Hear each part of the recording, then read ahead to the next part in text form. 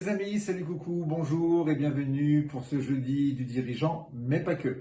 Aujourd'hui, nous allons parler de posture juste face à un conflit. Donc déjà, la posture à adopter pour que le conflit soit géré correctement. Attention, un conflit n'est pas nécessairement une bagarre. Vous voyez, simplement un désaccord, un point de vue qui est complètement différent est un conflit, mais ce n'est pas un conflit physique, ce n'est pas un conflit violent. Et bien entendu, il faut absolument éviter les conflits violents et physiques. Alors, le conflit, il fait partie intégrante de toute relation humaine et a fortiori dans la vie professionnelle, mais pas que, parce que dans la vie perso également.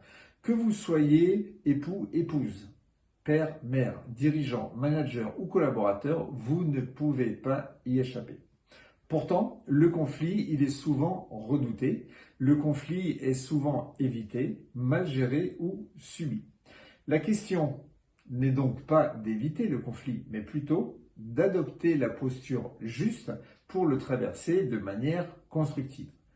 Pourquoi le conflit est si inconfortable?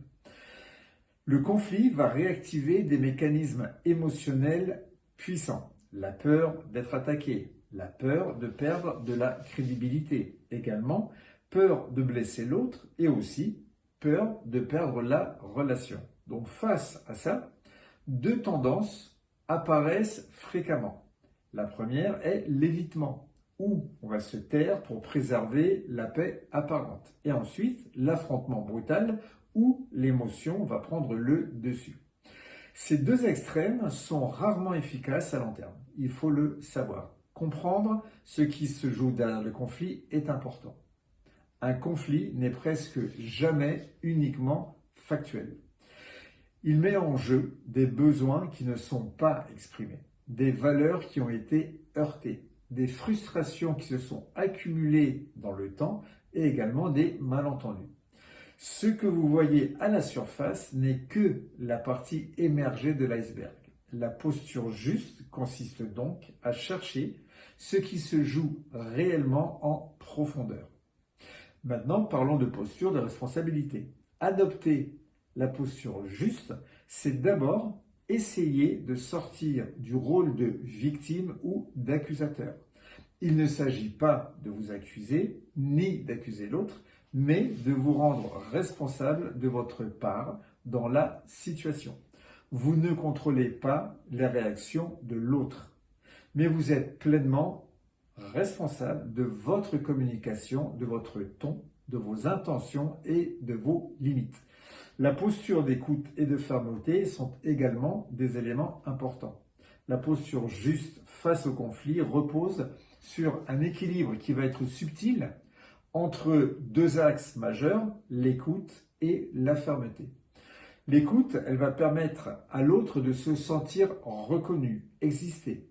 La fermeté, quant à elle, permet de poser votre cadre. Sans écoute, vous durcissez la relation. Sans fermeté, vous vous effacez. Aussi, élément important, exprimer sans accuser. Une des clés majeures est de parler à partir de vous, ce que vous ressentez, ce que vous observez, ce que vous attendez, sans attaquer l'identité de l'autre. Dire par exemple vous êtes toujours en retard, c'est une attaque. Et ça crée une attaque directe et frontale. Dire j'observe des retards répétés et cela met l'équipe en difficulté va ouvrir le dialogue. Le conflit comme opportunité de clarification est également important. Lorsqu'il est bien traversé, le conflit peut permettre de remettre les règles à plat, de clarifier les attentes, de réajuster les relations, de renforcer la confiance, de recadrer la situation. Un conflit non réglé va s'accumuler à d'autres. Un conflit qui est traité avec justesse va assainir les relations. Donc, pour conclure, la posture juste face au conflit n'est ni la fuite ni l'agressivité. C'est une posture d'adulte responsable qui est ancrée, qui est à l'écoute et qui est ferme à la fois. Savoir traverser un conflit avec calme et clarté est une compétence majeure du leadership moderne, mais le leadership, il s'applique également avec vos enfants, avec vos épouses, avec vos époux.